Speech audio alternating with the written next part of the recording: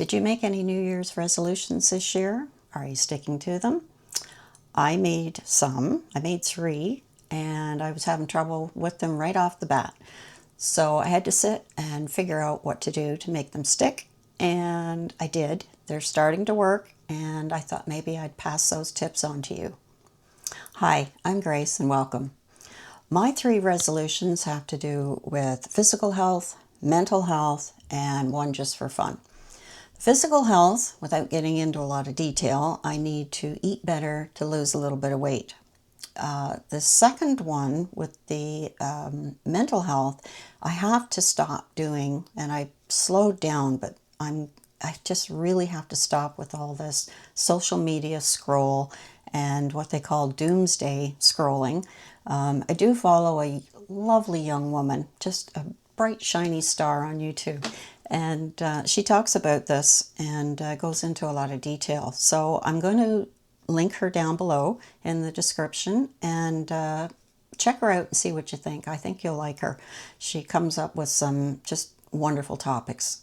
And my third resolution is this, for fun, is this YouTube adventure, as I call it. I really like it, and I think I just want to keep going at it and see what happens. So I have 5 ways to help. They're not rocket science. They're simple to do. If I can do them, you can do them. And the first one is to be specific.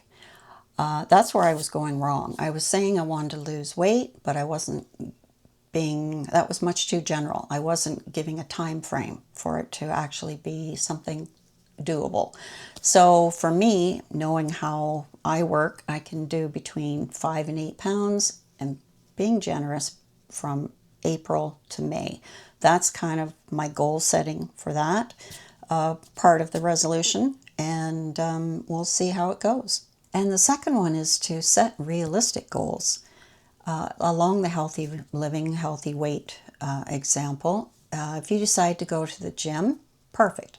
But if you decide to go to the gym 7 days a week for 2 hours each time, you're setting yourself up for failure. Both you and I know that that's not going to happen. So you have to dig deep inside yourself, figure out what you can do that is something that you can accomplish, attainable, and so that way you set yourself up for success. And the third idea is to make a plan. There's a line that says, a goal without a plan is just a wish. And I really like that. I really believe that. So what I did was I sat down and pen and paper, I wrote out my goal, and then I started writing out ideas to get to that goal. Now, the eating part of that, I kept track of different meal ideas that I can do that are healthy, and also snack ideas. I have no willpower, so I set aside a snack section as well. Just something that if I get bored or I start to graze through the cupboards and the fridge, then I've got a list of things. Okay, have that instead of the cookies or the whatever's still left over from Christmas. So having a plan, very important. And the next tip is to track your progress. When you keep tabs on yourself, you're keeping yourself accountable. So I'd like you to sit down once a week, once a month, whatever time frame works for you, and review how you're doing. Go over your goals and your progress, and make little tweaks here and there if you have to. Whatever keeps moving you forward.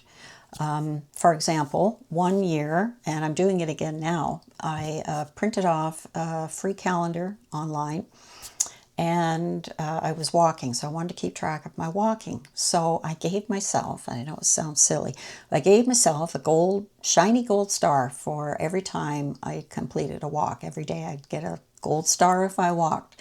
And as I say, I know it sounds silly, but it worked. I had a calendar full of gold stars by the end of the year.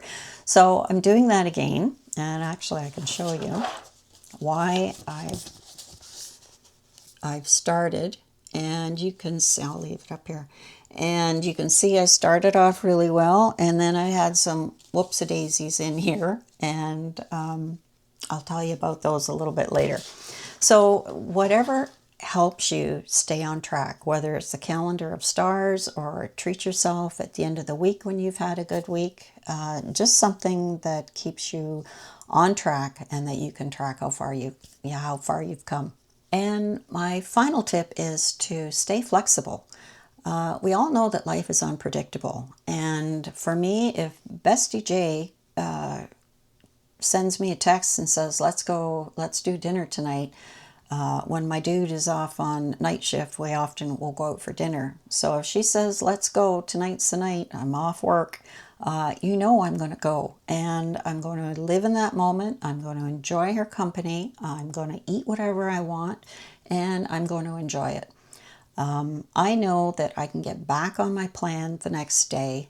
And even if it bothered me that much that I had something that I shouldn't have had, I can always walk around the block.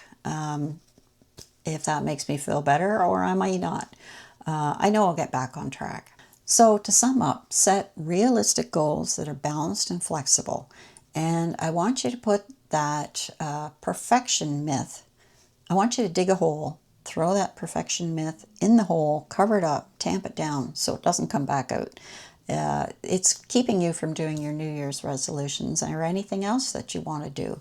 It's a myth. Don't worry about perfection. Just do whatever you have to do. So that's it. Oh, I said I'd explain this calendar at the end. I have hearts for walking, but there's some words here. I don't know if you can read them. It says shoveling. So I'm going to pop up some pictures of what that's about and why I didn't get hearts. But I did get the exercise. So I have to go out and find some of those shiny gold stars. That's it for today. Thank you so much for watching. I wish you all the best in 2025. May you find growth and success in the new year. And thank you so much for watching. We'll see you next time. Bye-bye.